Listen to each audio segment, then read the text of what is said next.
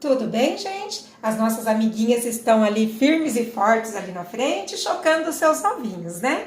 Bom, então vamos continuar nossa aula falando a respeito dos eventos que acontecem no centro de processamento de ovos, tá?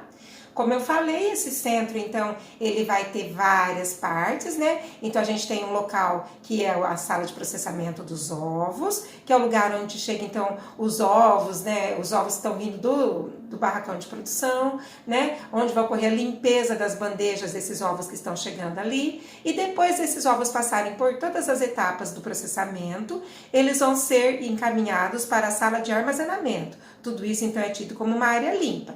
Geralmente, nesse centro de processamento, nós ainda temos o escritório e os banheiros para os funcionários. E lá também a gente vai ter o deck, o local de expedição das caixas, que é onde os caminhões vão chegar, vão encostar e vão ser carregados com as caixas de ovos.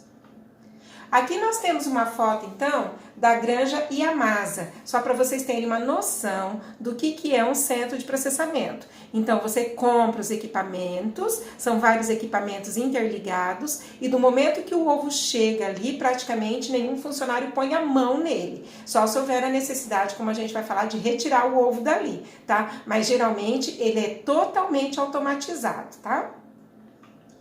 Bom, então a primeira etapa que a gente tem no centro de processamento, a etapa inicial, é a seleção. Como eu falei, lá no barracão de produção, a gente já faz uma pré-seleção. Mas quando chega aqui no centro de processamento, a gente passa de novo por um crivo de seleção. Mais uma vez, vamos ver se de repente veio já algum ovo quebrado do centro de processamento, ou ele foi quebrado durante o transporte, ou de repente ele chegou aqui sujo. Então, todos esses ovos vão ser retirados, tá, do processo do centro de processamento. Aí nós transferimos os ovos, então, para a correia que a gente tem, que é o sistema todo de esteira, onde começa o processo. Esses ovos são transferidos, então, sempre de forma automatizada e eles passam para uma próxima fase, que é a lavagem. A lavagem, gente, sempre é feita com bastante água, né? Água e solução com detergente, numa temperatura alta, que é de 38 a 46 graus, tá? E com escovas muito macias. Vocês vão poder observar num vídeo que a gente vai ver daqui a pouco, que os ovos são esfregados em toda a sua totalidade, com escovas bem macias e bastante água, para garantir que realmente eles fiquem bem limpos.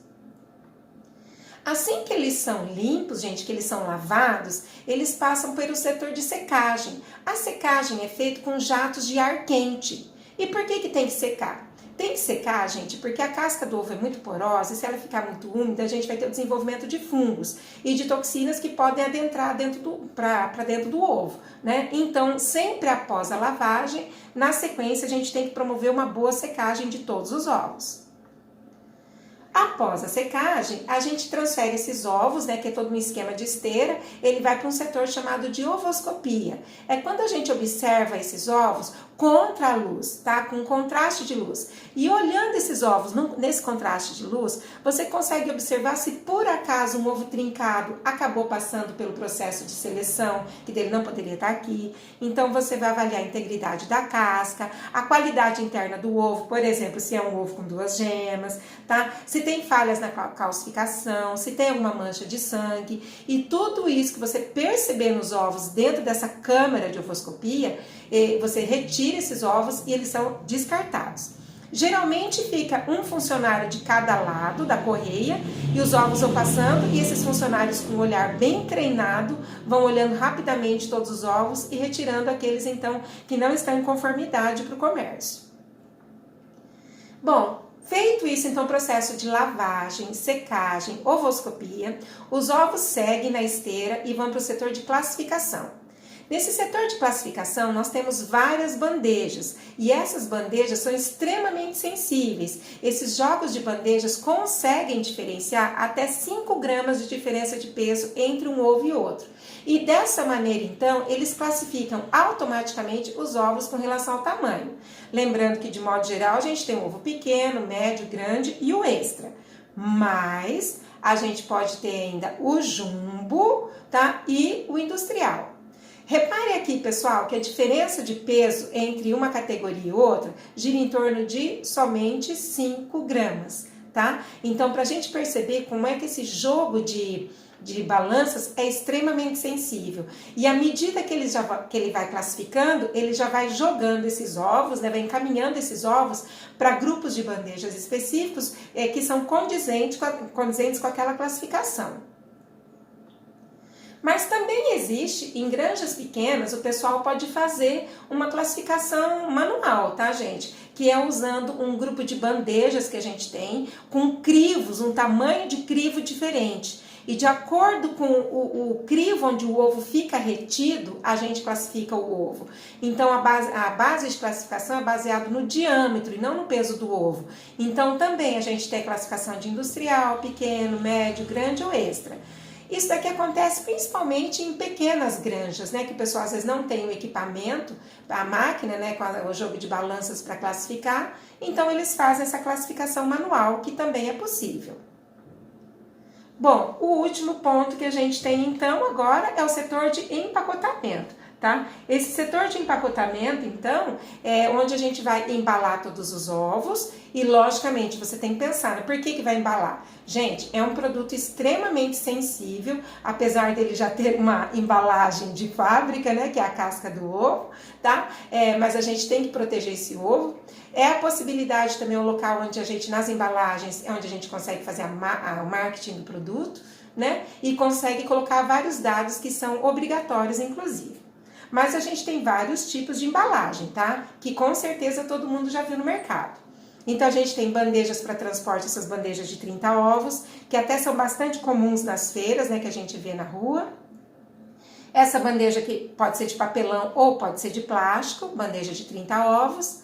Aqui, então, a gente vê um centro de processamento e o processo, o momento, quando ele está colocando, então, embalando os ovos.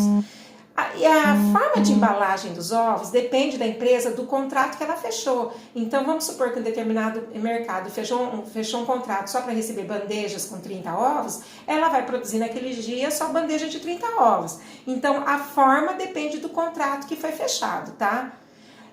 Então, todo o preenchimento dessas bandejas é feito de forma automatizada, não é por mão, né, pessoal? Então, aqui nós temos sugadores automáticos e a gente consegue transferir os ovos rapidamente para essas bandejas, tá? E aí, então, a gente vem saindo da expedição das caixas de 30 ovos, mas a gente pode ter o estojo para uma dúzia, que é esse que todo mundo compra no mercado, a maioria compra. Pode ser o estojo de uma dúzia, um estojo de plástico, pode ser um estojo de meia dúzia. Aqui também o estojo de papelão, a gente vendo então a máquina então colocando uma dúzia, um empacotamento de uma dúzia. Ou pode ser em alguns locais, como lá em Campinas, já tem granjas produzindo e empacotando o ovo dessa maneira aqui. Parece aquela embalagem de pão de alho que todo mundo conhece. Ou seja, ela é bem lacrada e não tem como a pessoa ficar abrindo. Porque o problema que a gente tem, geralmente, as pessoas quando vão no mercado, ficam abrindo o estojo e fuçando e trocando o ovo. E não é interessante que isso aconteça, que o ovo tenha contato, né, com a mão humana. Então, essa forma que a gente tem, primeiro, não permite abertura e a pessoa já vê lá dentro do estojo que está sendo comprado. Então, ele vem embalado numa embalagem plástica com um filme em cima e nesse filme tem todos os dados de identificação da granja. Também existe outra maneira de comercialização de ovos que está sendo pesquisado pelo pessoal da Unesp, que é a embalagem a vácuo. A vantagem dessa embalagem a vácuo é que daí o ovo vai durar muito mais tempo, tá? Então, talvez vocês também encontrem ovos dessa maneira. É como se fosse aquele esquema que a gente compra, às vezes, alguns embutidos, né, a vácuo. Você também pode encontrar o ovo a vácuo, tá? Bom, o último item, então, você armazenou os ovos, porque de acordo com você processou e empacotou. Empacotou, então, ou em estojo de meia dúzia, de uma dúzia, de 30 ovos, em embalagem de papelão ou de plástico. Tudo depende do tipo de granja e, como eu falei, de quem está comprando, né? Qual que é o tipo que ele está pedindo, né, para comprar. Feito isso, esses ovos, então, eles são colocados em caixas, né, caixas grandes, e vão para a sala de armazenamento. Essa sala de armazenamento, pessoal, esses ovos têm que ficar ali no máximo 2 dias, que a partir do dia que a galinha botou o ovo, a gente comercializa esse ovo até 30 dias, que é o prazo de validade dele, e isso em refrigeração, tá? Então, quanto mais tempo, mais dias esse ovo ficar no centro de processamento, menos dias ele vai ter lá na prateleira do mercado ou menos dias ele vai durar na sua casa, mesmo que na geladeira. Então, por isso que a gente fala que esse ovo tem que ser comercializado rapidamente.